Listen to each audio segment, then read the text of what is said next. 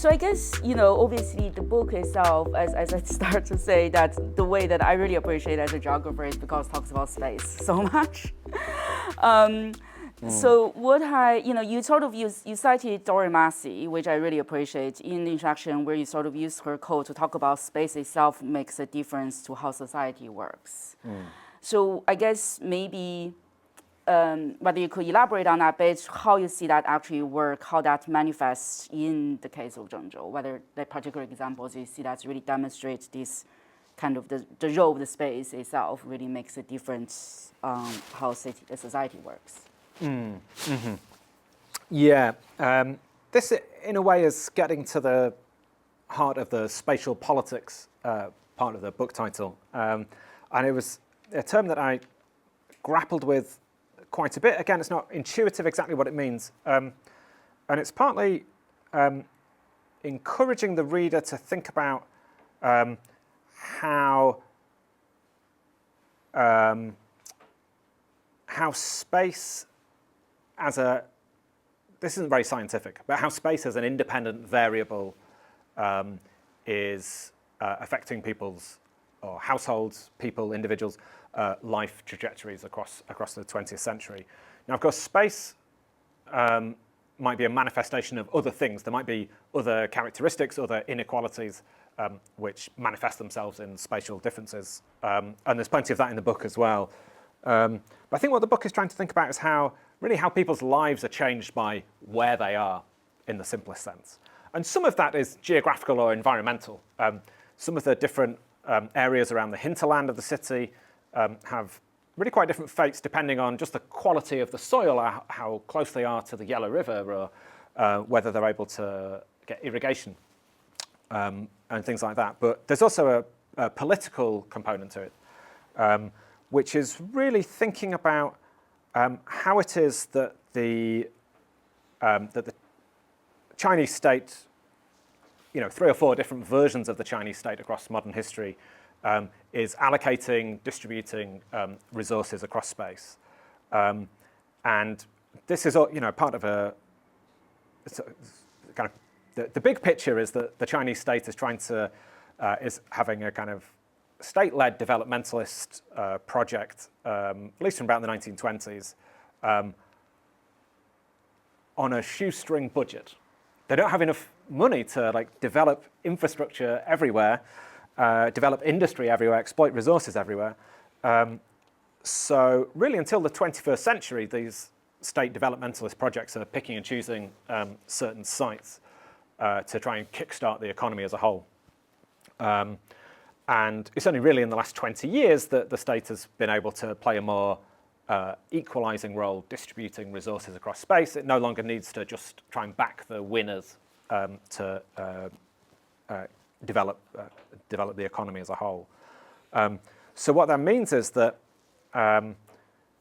this is another reason why it's an interesting place to think about this, is that sometimes the city of Zhengzhou is a winner, and sometimes it's a loser from these different spatial projects. Sometimes the state is backing it, sometimes it's almost completely abandoned and neglected. So there are a couple of extreme examples of this. For example, in the wartime period during the Japanese occupation, we're right on the front line here. The city is about to be captured by the Japanese advance when the Yellow River is cut. The dikes on the Yellow River are cut at 𝗱𝗯𝗀, and the flood sweeps down and, in a sense, saves the city from Japanese occupation until 1944.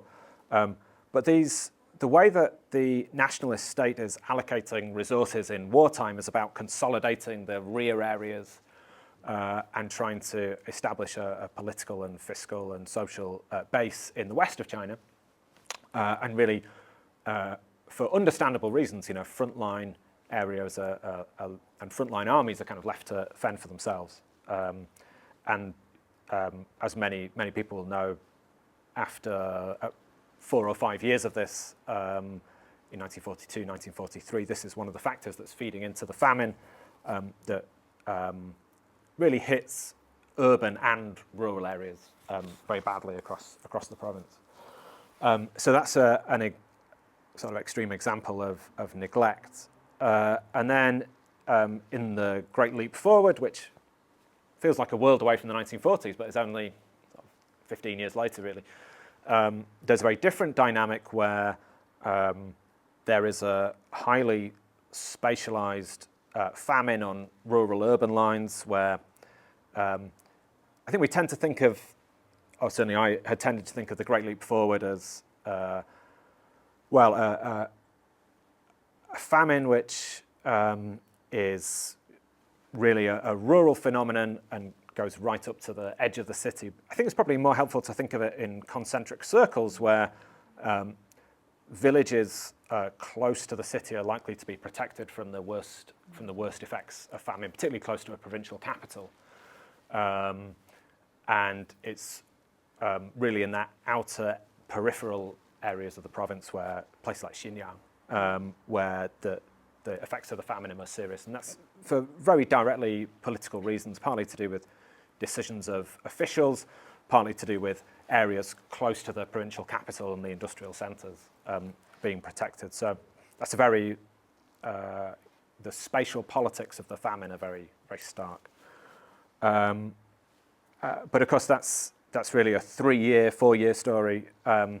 There's that much longer story of how spatial politics interacts with the long 60, 70-year history of household registration system and the hukou system, and how the location of individuals can really affect life trajectories in that classification system.